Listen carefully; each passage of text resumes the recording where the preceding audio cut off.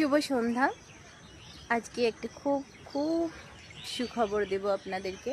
তো আমি যদিও কালকে একটা ভিডিওর মাধ্যমে আপনাদেরকে জানিয়েছিলাম, অনেকে হয়তো বুঝতে পারেনি, তো সেই জন্য আমার আজকে এই ভিডিওটা বানানো।